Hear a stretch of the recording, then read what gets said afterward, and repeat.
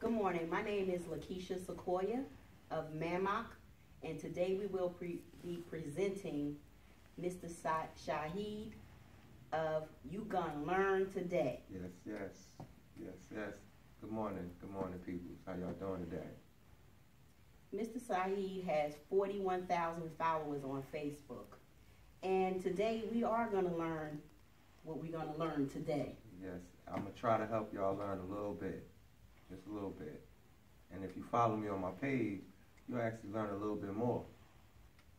Mr. Shaheed, why do you have so many followers? What is it that we can learn from you today?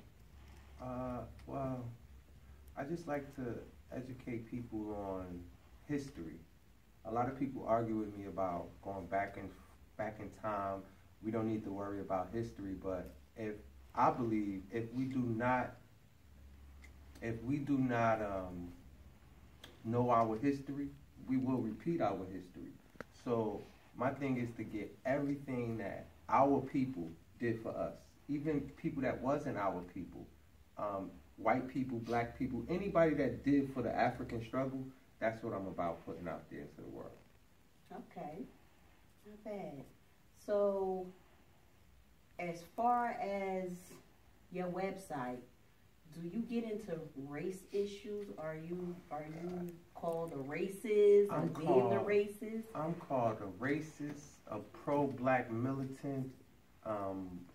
But the only thing is, I'm for humanity. I'm for the people. But it's so much hate and evil things that happened in the past and that my people should worry about or be notified about. Since I'm putting it out there, it's like I'm a racist. I don't hate any race. I believe it is a race. That's why we're called the race. I know that no other race is going to let us come in first place. It's up to us to come together to come in first place. Okay. But that's just mainly what I am.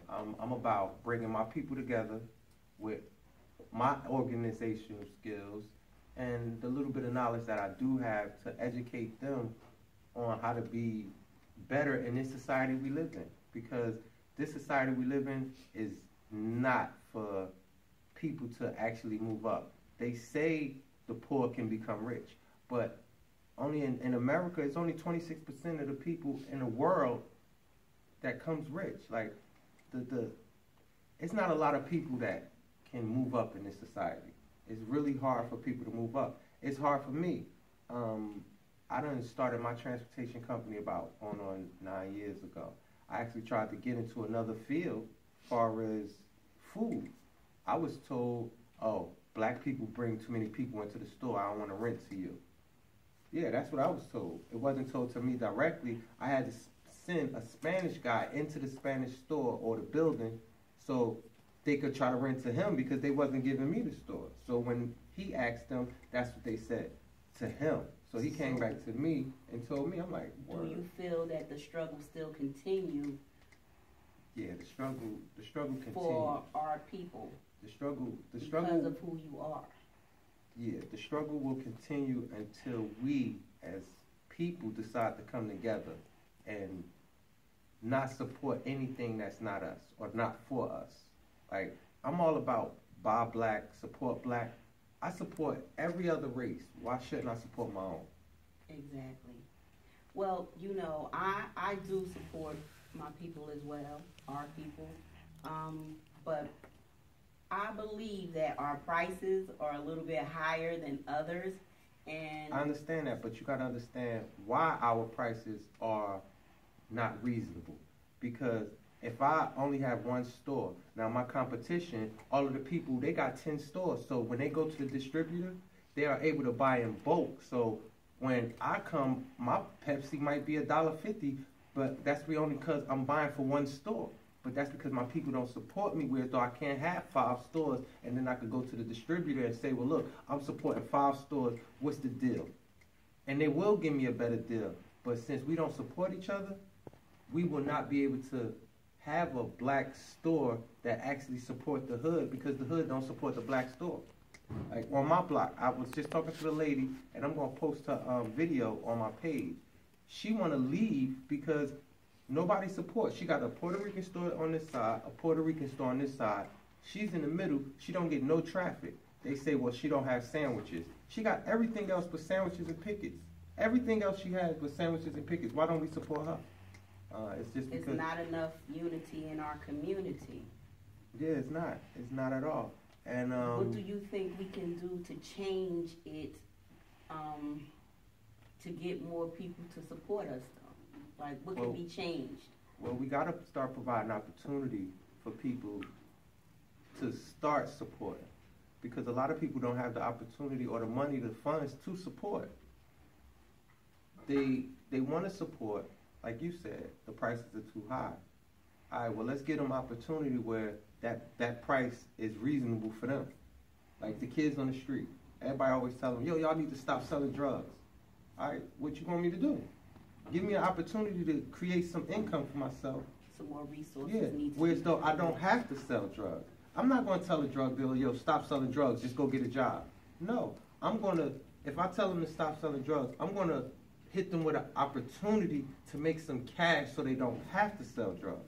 But nobody will do that. All these politicians, they would tell them, yeah, stop selling drugs, snitch on them, tell on them, get them arrested. No. How you going to tell them all of this when you're not even providing an opportunity where it's conducive enough for them to strive?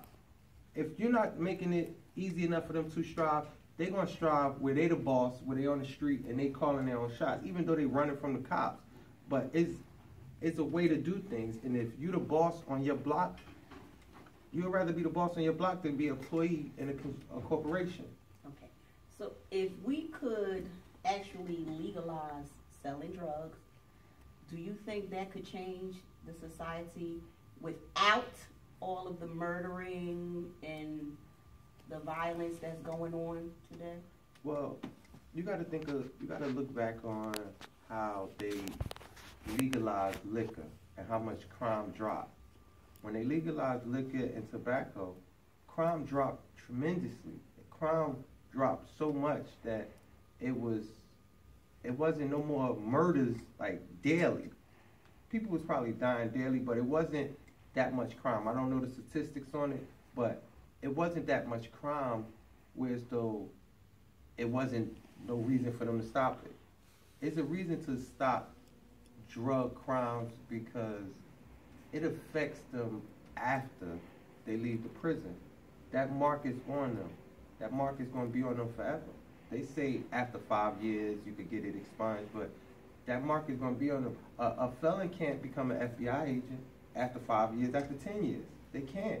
They can't do certain things. They can't get a certain job and be a reputable person in this society because of that crime. And that's not fair. Selling drugs, alcohol, etc. in our community is still killing our community. Do you have any choice words that may help our community, or do you think you can change the community by not just yourself, but getting people on a thinking pattern like yourself to help get the resources and stuff out there? Do you think that'll help others if they had more resources and stop the crime? And this country is built on taking resources and using it for themselves. So if they was to pass out the resources to everybody and everybody had a fair chance, life would be a lot better. As far as, look at welfare. They want to cut welfare. That's just a resource that's provided for poor people that couldn't make it or had problems making it in this society. Now they want to. Now, with welfare, is not, I just want to get this point across clearly. Welfare is not only for the black community. We have welfare in every community, not just blacks. It's Caucasians, etc., etc. That's why I said the poor. Welfare is for the poor that couldn't make it. Now, if we take away welfare, if we take away welfare from the people, how are they supposed to make it? And what are they supposed to feed their families on?